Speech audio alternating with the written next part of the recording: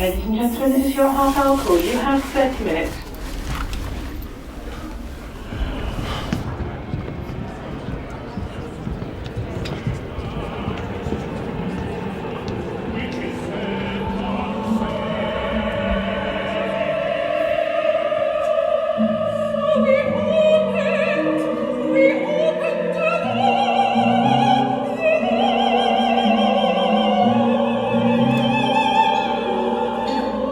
I think that a lot of singers has on their bucket list to have, at least through their career, one thing written specifically for them and that nobody's ever looked at before or sung before, with all the good things that that represents and also all the challenges that that represents, is really a very enriching experiment. And it's something that I had on my bucket list and I can cross it off.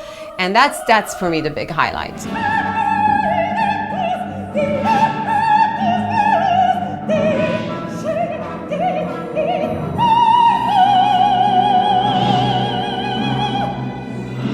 We had such a fantastic reception to the piece, so that's certainly been a highlight, actually performing the piece in this hall, which has such a wonderful acoustic and such a wonderful place to sing.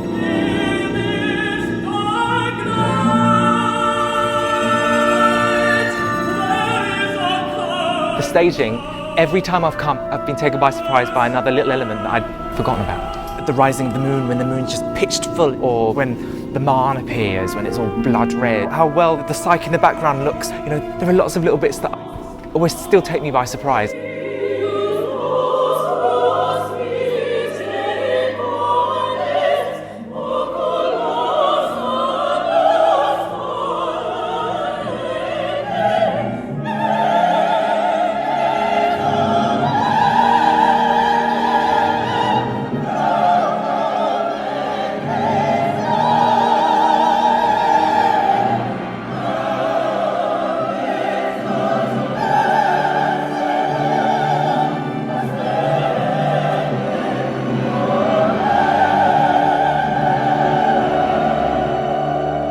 Seeing how it feels to sing this part in a new theater with a new audience. It's always going to be a completely different acoustic, a very different feel. You're challenged again in adapting your sense of space and experiencing the piece that you got familiar with in a slightly different angle every time. All these things very much keep you on your toes when you're on a tour.